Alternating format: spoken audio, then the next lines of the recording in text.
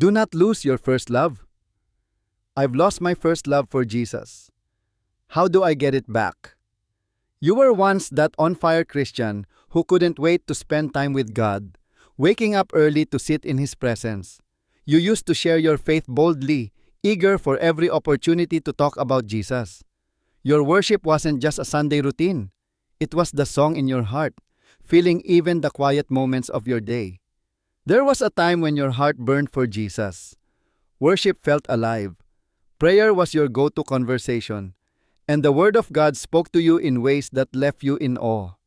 But now, life gets busy. Responsibilities pile up, and before you know it, the fire seems dim, your passion feels distant, and your relationship with Christ doesn't feel as strong as it once did. You're not alone if you've ever found yourself in this place.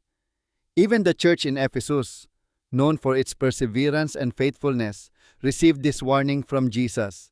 Yet I hold this against you. You have forsaken the love you had at first. Revelation 2:4. So, what do you do when you feel like your relationship with Jesus feels distant? Here are some biblical truths and practical steps to rekindle your passion for Him. 1. Recognize where you are before revival can happen. There must be recognition.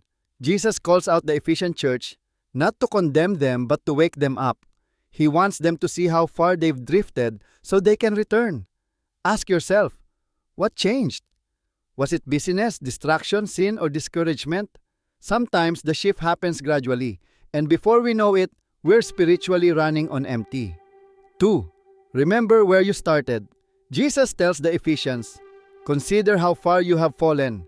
Revelation 2, He invites them to look back, not to dwell on the past, but to remember the joy, love, and intimacy they once had with Him.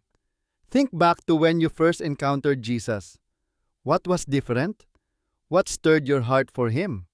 3. Repent and return to your first works after recognizing and remembering. Jesus gives this command, "Repent and do the things you did at first." Revelation chapter 2:5. Repentance isn't just about confessing sin. It's about a change in direction. If distractions have pulled you away, realign your priorities. If sin has crept in, bring it before God and receive His grace.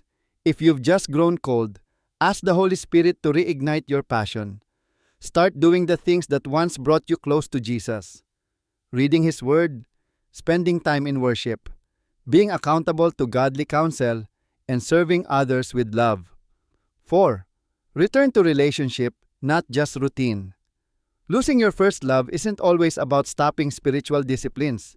It can be about losing the heart behind them. It's possible to read the Bible, attend church, and serve in ministry while your heart feels disconnected. The goal isn't just to do more. It's to be with Jesus. Let your faith be fueled by love, not obligation. Seek Him not just for what He can give, but for who He is. 5. Trust that God is not yet done with you. If you feel distant from Jesus, He has not abandoned you.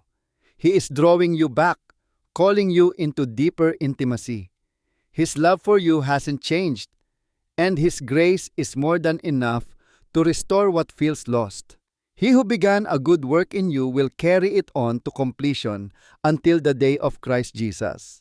Philippians chapter 1:6. Your story isn't over, and your passion for Jesus can be reignited. He is the true lover of your soul. Seek Him, and you will find Him.